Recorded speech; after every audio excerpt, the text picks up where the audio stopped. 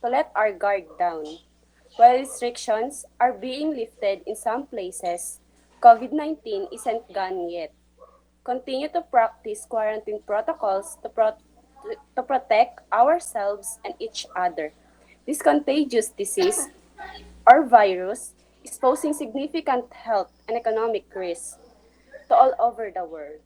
Antonio Guterres, Secretary General of the United States, once said, "We are in this together and we will get through this together. We can all be infected with this contagious disease, no matter how strong our resistance and physique. We will still have COVID-19. All of us cannot avoid it, but we can fight it. We can stop it, but we can control the speed of its transmission, especially when children are not yet vaccinated. As Guterres said, we, we all have the possibility of having COVID-19, but we will all fight it as well."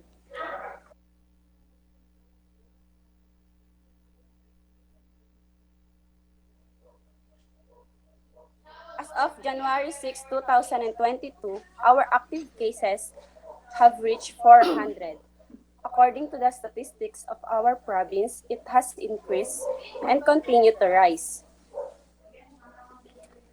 As for our roundtable discussion, each sector will say their ideas about the arguments I will be giving, and each of you has only 3 minutes, and for the follow-up questions, you need to wait until the sector's turn is done. May I ask each sector to open their cameras and introduce themselves.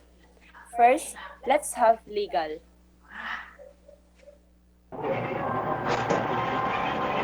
Hello everyone, I am Gerald Gonzales as legal sector in the roundtable discussion for today. Now, for education. Hello everyone, I am Eugene Inton CORTEZ as the education sector in the roundtable discussion for today. Next, for practitioner.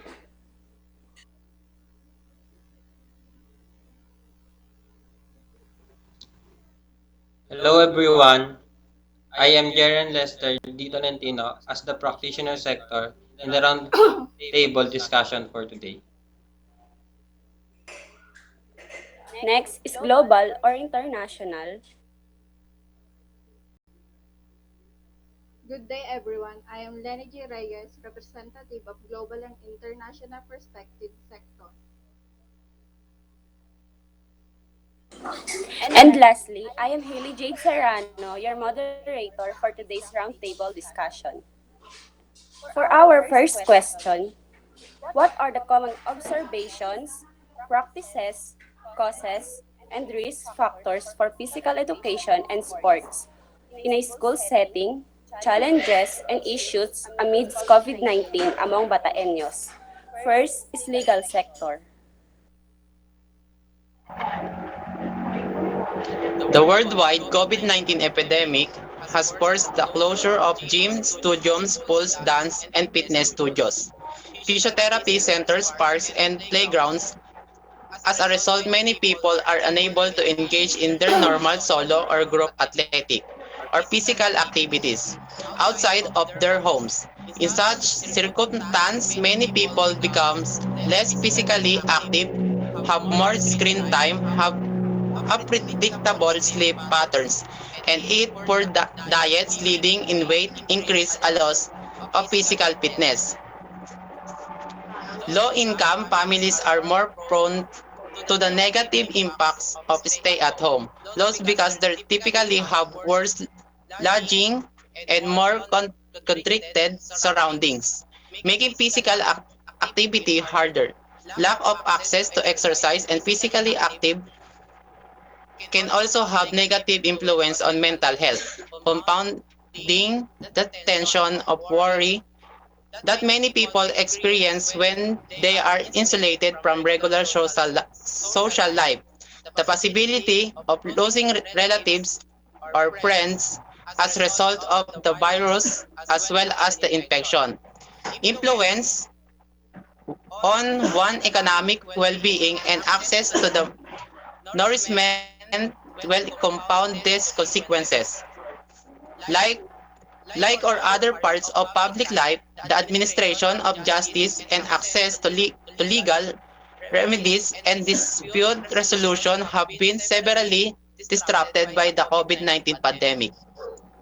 The Notes series Rule of Law in the time of COVID-19 provides the perspective from the field of how the justice system has been affected by the pandemic and how national justice actors are responding and adapting the situation by documenting response and practice by those working in some of the world's most complex environments. The notes seek to provide the better understanding of opportunities and challenges for promoting the rule of law during the extraordinary time.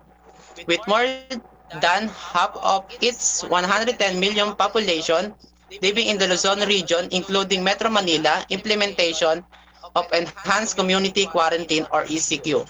Regulation including strict curfew, police military checkpoint, and pass system cancellation of public transportation and closure of most industries and government service has negatively impacted women and low-income workers in particular. Initial challenges, which testing hospital capacity and underlying health concerns already present in the country, further contributed to the impact of the pandemic. On March 16, 2020, the Philippines issued an ECQ which was prolonged to May 31, Metro Manila before being lowered to a general community quarantine on June 1. This This and other emergency measures and governed by the constraints outlined in the Constitution, Article 5, Section 23, and relevant international law. On March 25, the Philippine Congress approved Republic Act 1146-9, commonly known as the Bayanihan, United Efforts to Heal as One Act, which grants the President emergency powers to solve the COVID-19 situation for 3 months unless extended or cancelled early by Congress. The inter-agency curfew and frequency checkpoint were set up across the Luzon area, including Metro Manila as part of the ECQ. Local community leaders established a fast system to quarantine to only critical workers such as hospital professionals, grocery shop, and pharmacy employees, and individuals going out for food, medication, for health service were permitted to move around for restricted reason. We all experienced the impact of pandemic. Here in Bataan, we lost a lot of work business, opportunity, and also trading industry. Because of pandemic, some of the workers that worked before in office or even government was they selling goods and service to provide the needs of their family. To government put a law, the mandate, and also the control the rapid people going outside. Not just to go in the mall, but also people seeking for their needs. It's not easy, but we have to do something as a student or a teacher, as a government employee, as a soldier, as a president or as senate. Stand pat or self to the shoe of the other were lucky cause and didn't experience that same as them, but we need to feel them. The government hoping to do something more about that. About the pandemic starting debating from as useless thing, place your people and see what you can to do.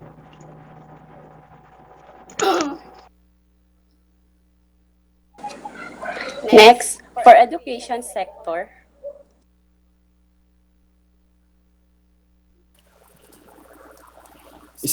School of Physical Education represent largest youth physical activity intervention. Given that physical education is a compulsory subject in many school curricula, Orchard usually in-person physical education programming is not without challenge in school closure. To COVID-19 create a new host of obstacle. As a college student, education shift to virtual learning platforms. Physical education and administration were simply required to deliver robust virtually programs without etiquettes, trainings, and provision of appropriate teaching and learning resources. Online learning is by its own nature inequitable for school. Due in part of unequal access to technology, consistent high-speed internet, adult supervision, and sport equipment, and physical space to participate in online physical education. Additional etiquettes who are particularly depends on school physical education for engage and pace buyer to be in physical active in home and environment.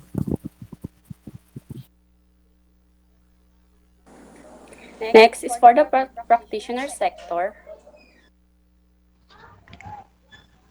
Sports play an important role in economic and social development. Governments recognize its importance as seen by the political declaration of the 2030 Agenda, which highlights the contribution sports contribute to the empowerment of women and young people, individuals, and communities, as well as to health education and social inclusion goals. Most major sporting events at the international, regional, and national level have been cancelled or postponed to protect the health of athletes and other involved, from marathons to football tournaments, athletics championship to basketball games, handball to ice hockey, rugby, cricket, sailing, skiing, weightlifting to wrestling, and more. The Olympics and Paralympics have been postponed for the first time in modern history and will now take place in 2021. COVID-19 has forced the closure of gym, stadium, pools, dancing and fitness studios, psychotherapy centers, parks, and playgrounds around the world. As a result, many people are unavailable to engage in their usual solo or group sporting or physical activities outside of their homes. Many people become less physically active, spend more time on screens, have inconsistent sleep patterns, and eat poorer diets as a result of these factors, leading in weight increase and a loss of physical fitness. Low-income families are particularly prone to the harmful consequences of stay-at-home laws because of they often have sub substandard lodging and smaller spaces, making physical activities harder.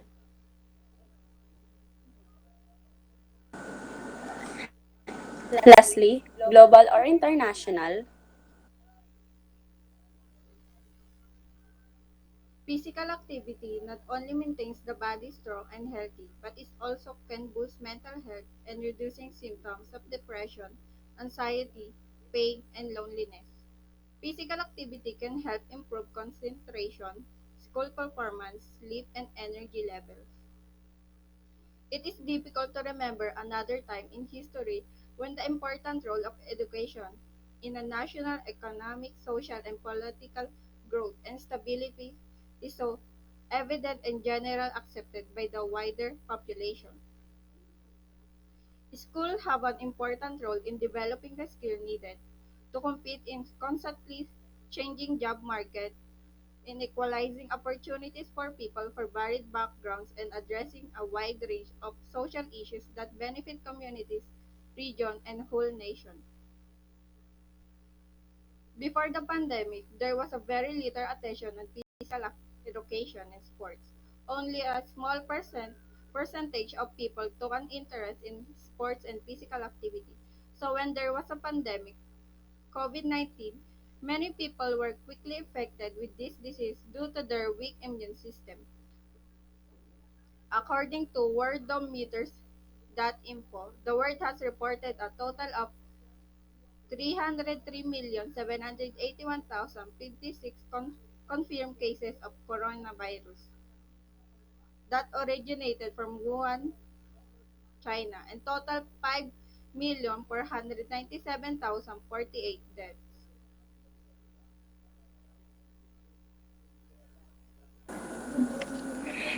To conclude each sector's answer, laws are implemented to lessen the costs and risks that can be found during COVID-19 in Bataan. Students in our province are into online learning and modular to avoid them getting the virus. Practitioners like nurses, doctors, and other frontliners are complete gear to work safely and serve all the citizens in Bataan. And our province government is creating different partnerships to our country's government and to all over the world. Each sector's answered confidently to the first argument, and and follow-up questions did not happen. Let us now move on to the second argument. The second question is, what are the regulating and statutory policies and guidelines that examine social and economic determinants of physical education of Bataeños, rather. First is practitioner. The history of regulation is one of reactions to changing objective and requirements in many countries, industries, and policy situations. Rather than a consistent government strategy throughout most of the 20th century, the scope and extent of regulatory intervention grow rapidly. The systematic development and implementation of government-wide tools and institutions used to shape how government exercise their regulatory authorities is known as regulatory policy.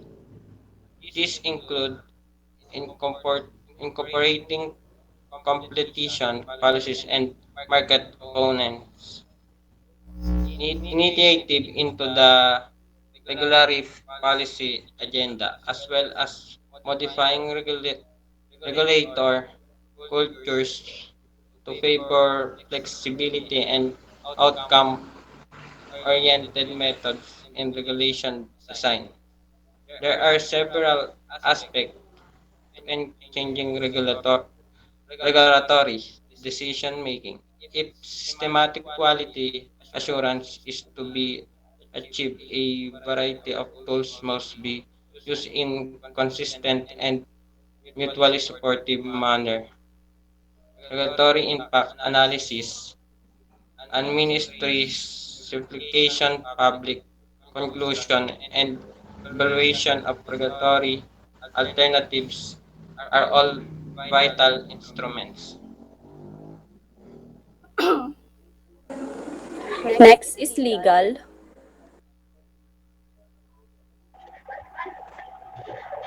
Physical education is a formal content area of study in schools that is standards-based and encompasses assessment based on standard and benchmarks. It is defined as a planned sequential K-12 standards-based programs of curricular and instruction designs to develop motor skills, knowledge, and behaviors of healthy, active living.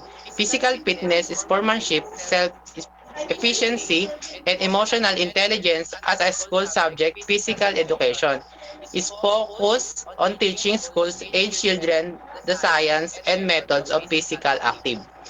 Healthful living, it is avenue for engaging in developmentally appropriate physical activities. designed for children to develop their fitness, gross motor skills, and health. This provides a perspective on physical education in the context of schooling. Elaborate on the importance of physical education to child development. Describe the consensus on the characteristics of quality physical education programs. Review current national, state, and local education policies that affect the quality of physical education.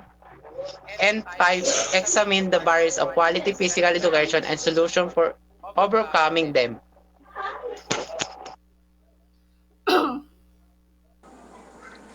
Next is education.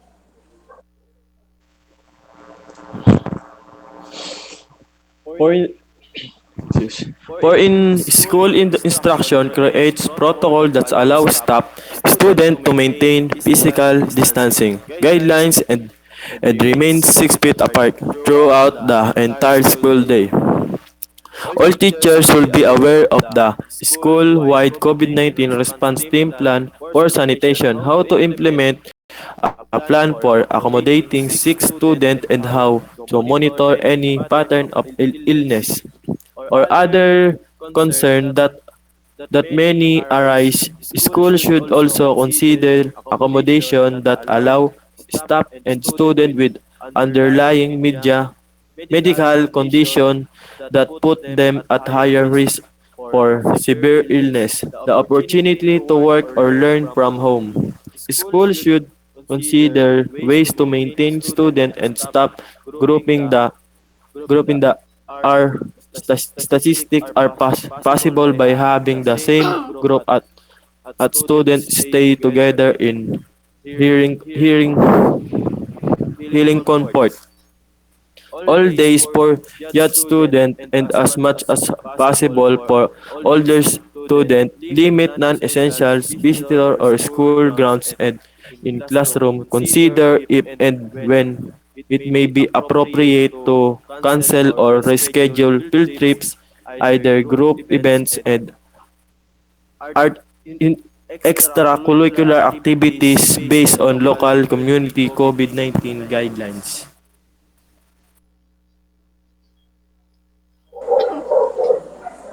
Next is global or international.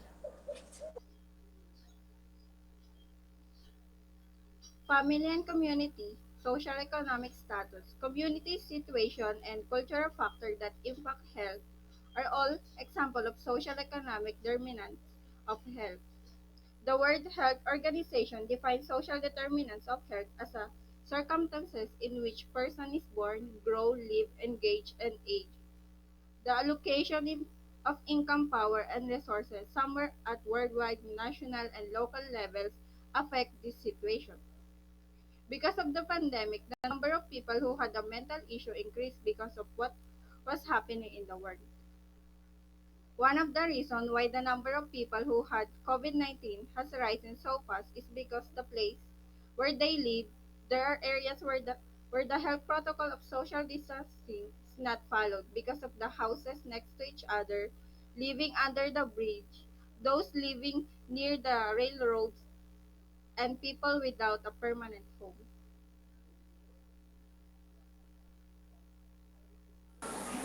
I have a question for global or international. Ano yung mga naibigay na tulong para sa trabaho ng gobyerno during pandemic? Noong pinatupad sa iba't ibang bansa ang malawakang lockdown, ay maraming tao ang nawalan ng trabaho at maraming pamilya ang nawalan ng pagkukunan ng pang-araw-araw na pangangailangan. Dahil dito, nagbigay ng tulong ang gobyerno ng iba't ibang bansa sa mga pamilya na naapektuhan ng pandemic. Ang isang halimbawa ng tulong na ibinigay sa bawat pamilya ay ang mga relief goods at ang iba ay nakakuha ng social amelioration program galing sa DSWD.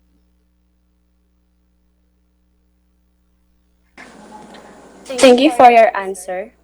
To sum up your answers, physical education of every Bataeños are not that famous. But COVID-19 is all about our health, so that the government requires us to be more active. Also, all of the practitioners want all of the Bataeños to boost their immunity. Students are given different exercises to do at home by teachers so that it can help them to be healthy. Fitness specialists, fitness bloggers, and others that are connected to fitness are sharing their expertise. And government welcome the gladly welcome them. And ayuda are required to all the municipality in Bataan so that they cannot ignore their health. Second argument are finished already. For the next argument, the third question is, what platforms, best practices, interventions, mechanisms to identify physical education and sports and socio-economic consequences of poor preparations on academic and health health emergencies like COVID-19 for Bataeños. First is global or international.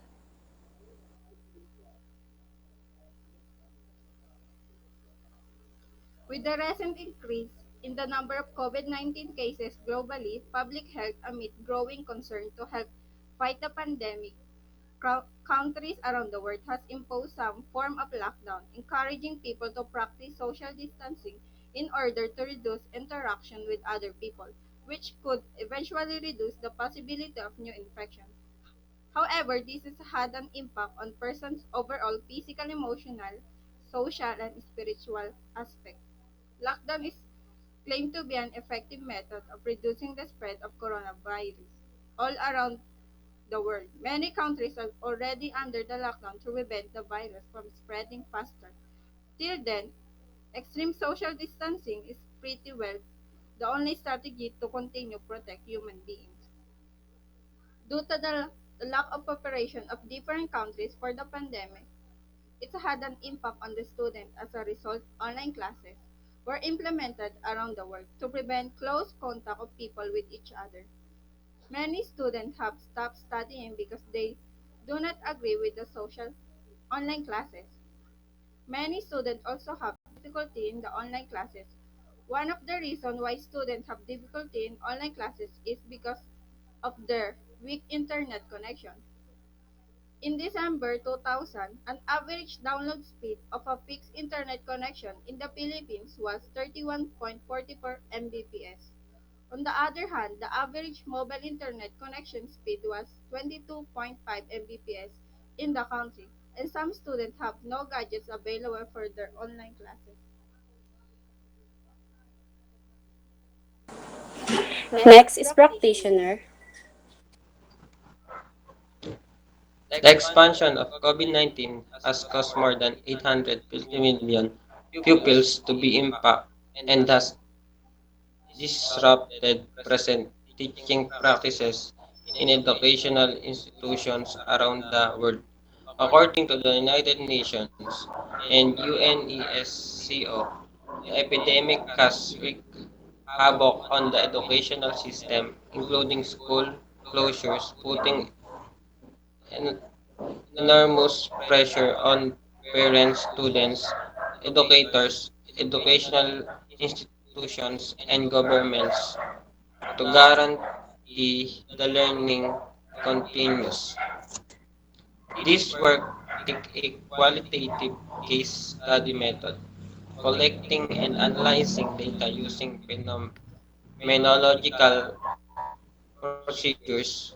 We examine the problems of hosting online physical education sessions with the participants, reveal their effect, operation, and the challenges they confront and observe the data using them analysis. This research has include a part of large effort supported by China's National Natural Science. Next is education. It is unclear how COVID-19's relate closure, cancellation, and restriction have impact on physical activity participation have in Bataeños. The cancellation of youth sport activity classes at Spine program coaches, independent fitness professional and other entities to offer online streaming service with live live or recorder sport activity classes for youth using platforms such as Zoom, YouTube, Instagram, and proprietary mobile application.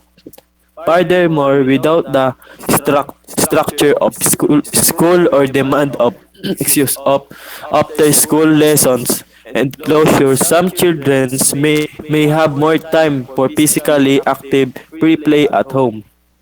However, there may be anonymous disparities in access to these opportunities based on household financial consideration and digital technology access. How how and house and yard size and neighborhood safety and traffic volume. Next is legal. The COVID-19 epidemic has grown to have in our fast-paced society. The impact of the epidemic is immense, and the only way to slow the disease spread to the practice social distance. The imposed lockdown, which result in the closure of business activities, public place, fitness, and activity center.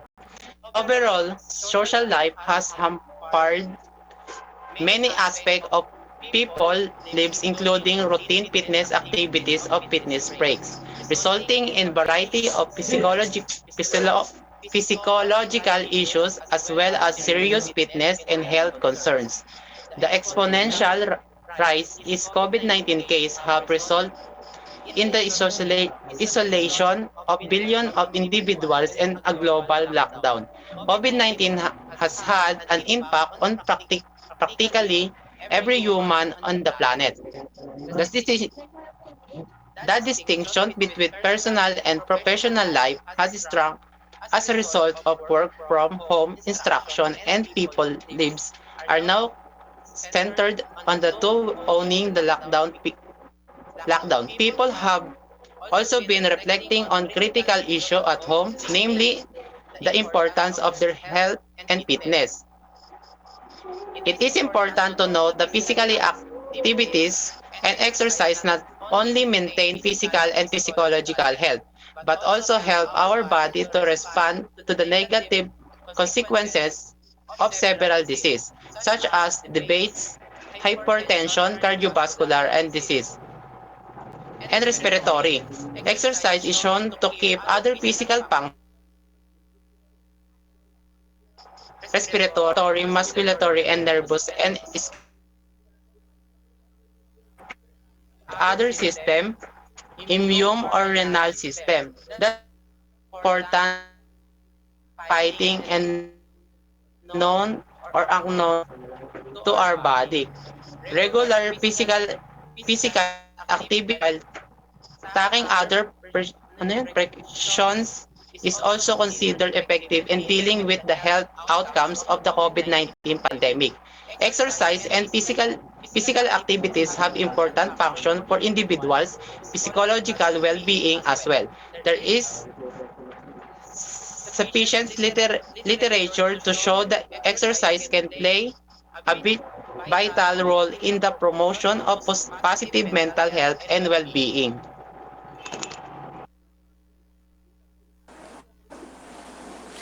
To, s- to conclude your answers, government implement already the alert level 2 in our province, resulting for all the practitioners lie low in guarding and promoting health protocols. Students expect face-to-face classes will not happen, but did not because of the sudden loosening of the government. World Health Organization or WHO worries to our country because we managed to lessen active cases but it became high again. And again, every sector should be the third argument. And for the last argument, fourth question is, share or present, propose, and explain holistic and integrative approaches to prevent academic public health emergencies for Bataeños in the context of physical education and sports. First, let us have education. Therefore, the purpose of this was investigate the effect of the COVID pandemic in communities of Bataeños during amidst pandemic difficulties in conveying the value of sport in online physical education classes remained in modified technical practice. This value includes maintaining health through physical activities, cultivating community consciousness through physical activities with friends, and developing sport etiquettes. Through sport participation because of physical education is to prevent academic crises like COVID-19 among the people of Bateeños because it can study the physical body that even pandemic can still maintain health. Students engaged in online physical education classes often cannot secure enough space effectively take part in physical activity and also have limited access to supply and equipment needed to follow online physical education class. Thus, the participants running the online physical education classes use supplies that were readily available at home, which necessarily reduce the physical education unit that could be taught. This These two major part of in school physical education to health and physical activity challenge in online instruction. Next is global or international.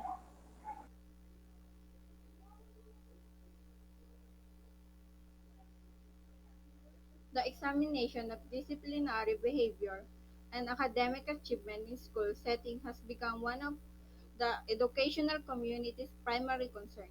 Physical education is emphasized as a critical subject for analyzing student behavior. COVID-19 is the first pandemic of this scope in our generation, and this is requiring nation governments all over the world to take emergency measures. With over one-third of world population under lockdown, the worldwide lack of readiness for a disaster like this has become clear, while experts warn that global health crisis will occur. General preparation must be implemented not only for a worldwide but also on a regional level, particularly in places with poor or no healthcare system.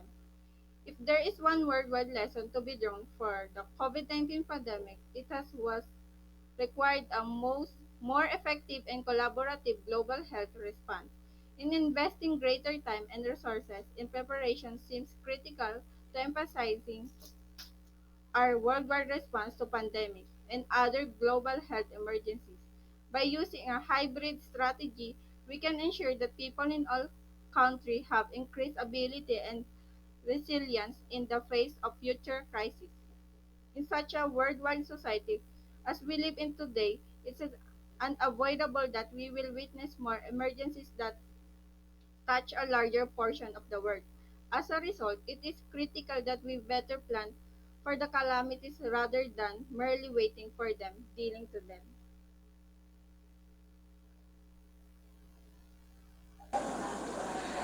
Next is legal.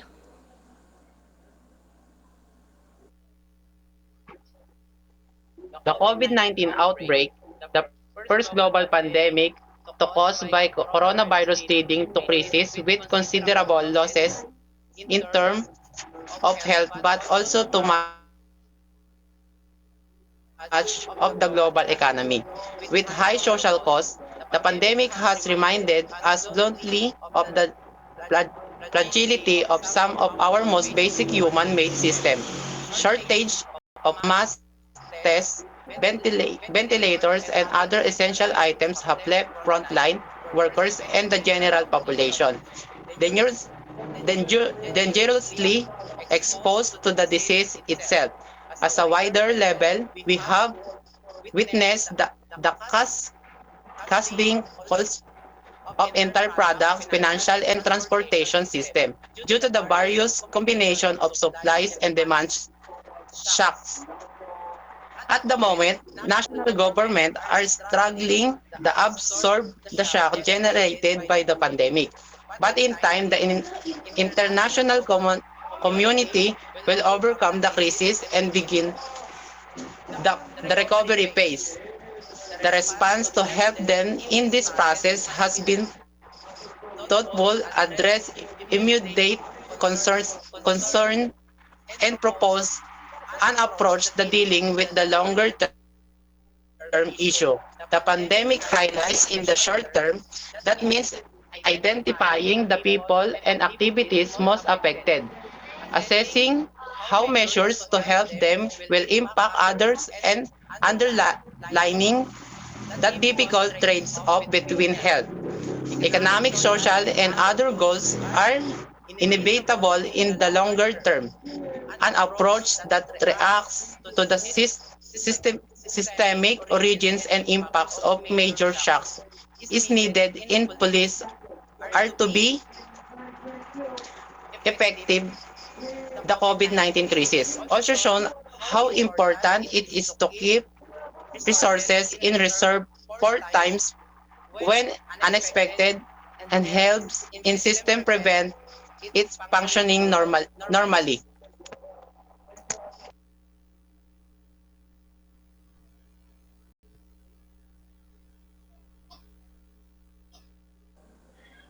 And lastly, for practitioner,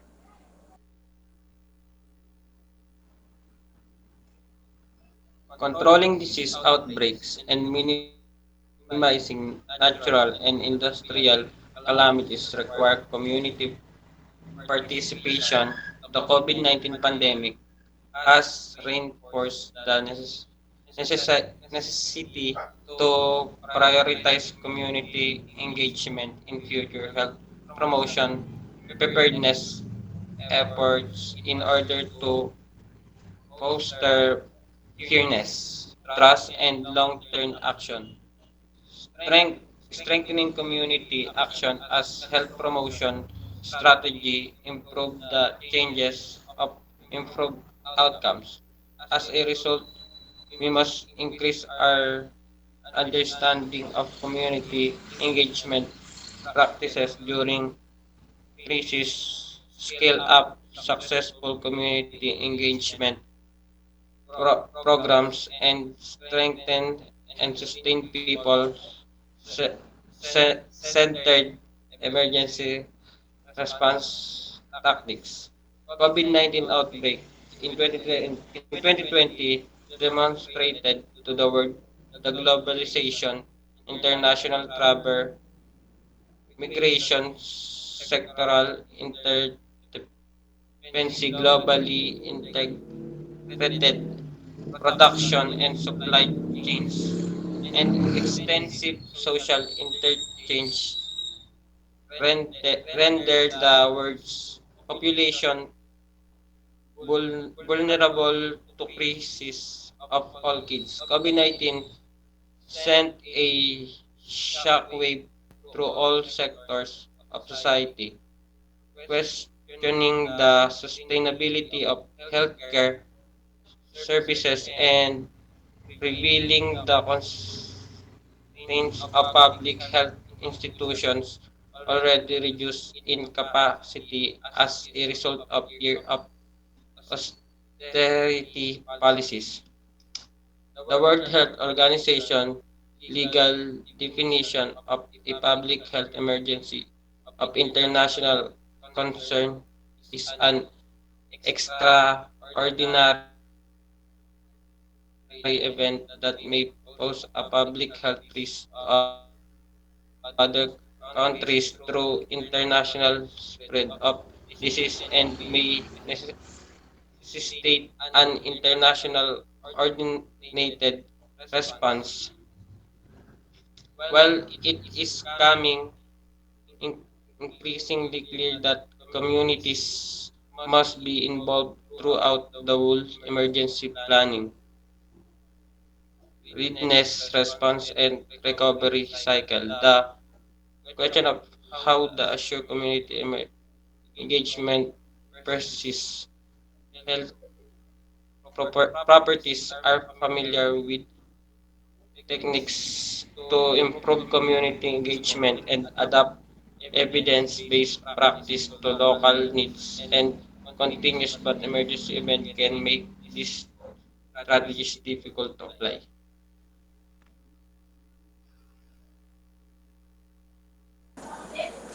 Thank you. And to conclude your answers, all of you shared and present different holistic approaches.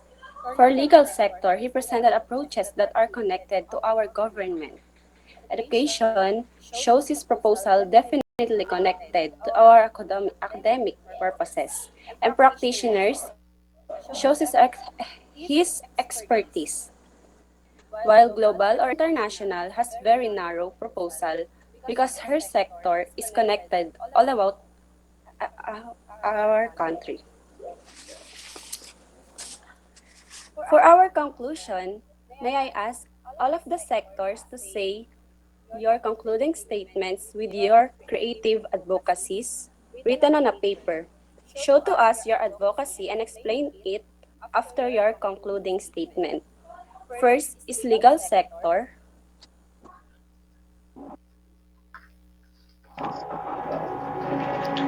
All of its question was really helpful to us. We see that it's just a question, but when we elaborate it, we see important of it.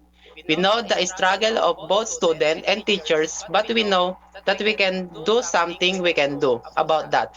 Filipino are very creative, even in a struggle time, we can still think so much thing, and at the end of the day, we can come up with solutions that we can use every single day. Be creative and think something. You are just a student that just study and learn, but if you remove the word just, you can create a great word for everyone. And use it, believe it, and you will see.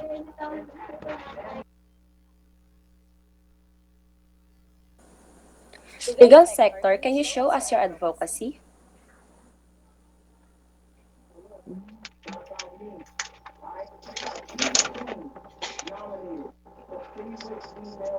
Quarantine. It was we all do how for the created disease that is spread it is implemented for our safety and for the good of all the physically activity and relaxation techniques can be important tools to help us to stay calm and continue to protect our health.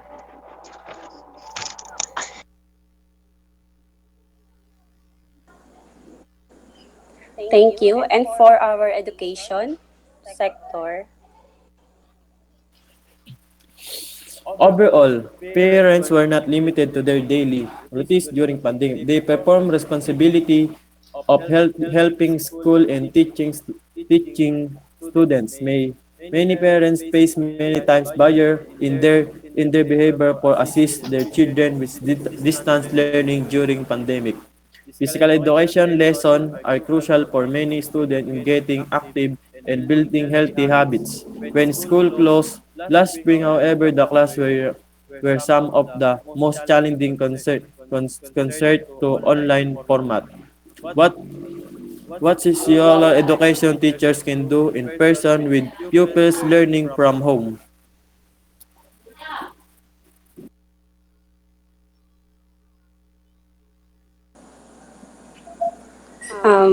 I'm sorry, but can you show us your advocacy?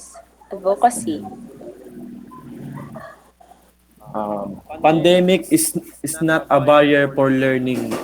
I believe that the education give hope and opportunity for people. And so during this time of COVID-19 certainly, let us remember that we were choosing to continue the education, especially those who had little hope for educational advancement due to COVID-19 pandemic.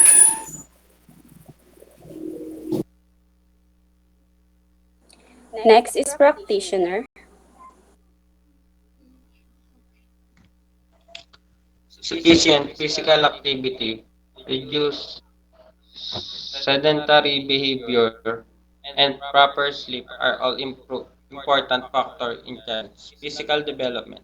A movement behavior is defined as the combination of these three variables. According to the World Health Organization, lack of regular physical activities and increased times spent sedentary are fourth and fifth leading cause of death worldwide, with overweight and obesity being the third leading cause of death in middle and high income countries, trailing only high blood pressure and tobacco use.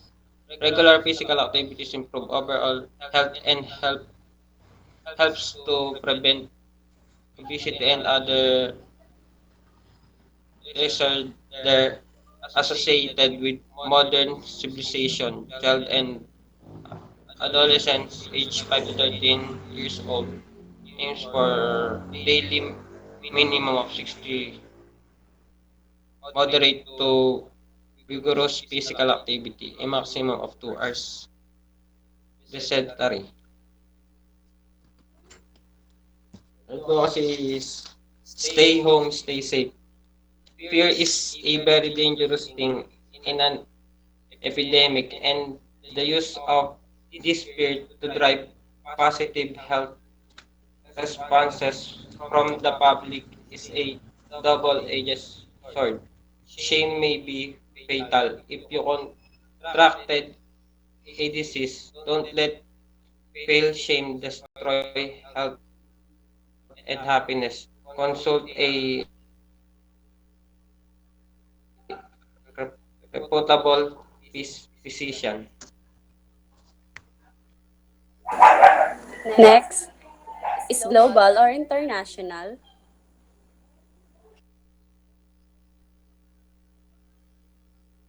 Physically inactive is a major health risk factor that affect people on all ages. Inactive, Inactivity raises the risk of heart disease, colon and breast cancer, two types of diabetes, hypertension, anxiety and depression, and other disorders. The present health effect and evidence of change have all resulting in calls for action to improve physical activity throughout the lifetime. The institution of medicine community and physical exercise and physical education in the school environment was founded in response to the need to identify the strategy to make physical activity a health priority for youth. Its goal was to assess the current state of physical activity, including before, during, and after school, and to evaluate the effect of physical activity, short-term and long-term physical behavior, and brain healthy development.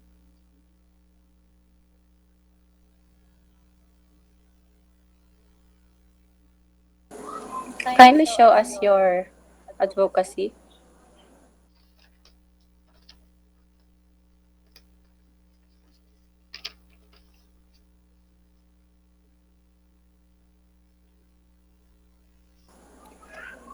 As a global international representative, my advocacy is for all the frontliner around the world. Your sacrifice is matter. Thank you so much for all that you're doing right now. I know it's difficult, but we will all get through this. I wanted to say thank you for putting your lives first to help others during the pandemic. You're helping a lot for people survive. Thank you all.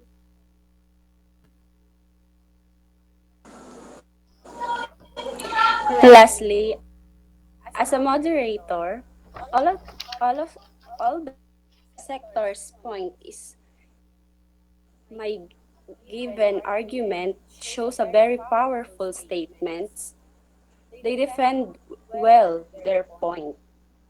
Legal sector defend his part as a part of our government. He gave many ideas that can prove that he is right. Education sector really defend every students, teachers, and any other academic staff. Practitioners also as a frontliners, but global or international defend her part, even though her part is very narrow. As a moderator, my advocacy is hashtag fight as one. We are in here together. We are it all. We can defend COVID-19. Congratulations to all the sectors for finishing our roundtable discussion. Your patience and persistence has finally paid off. It's such a joy to celebrate your success. Before we end, may I ask all the sectors to open your cameras and show your creative advocacies? Um, all the sectors, please open your camera and show your creative advocacies. For our photo documentation, and kindly screenshot.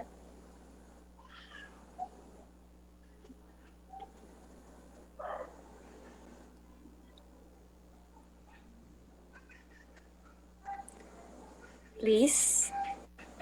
Um, Legal sector, education sector,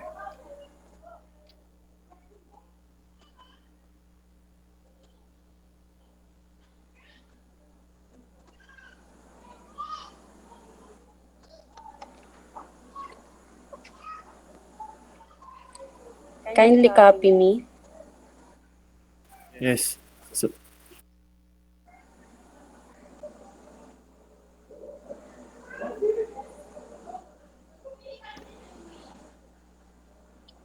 And kindly screenshot, please. it's already screenshot. Thank you, guys. Stop.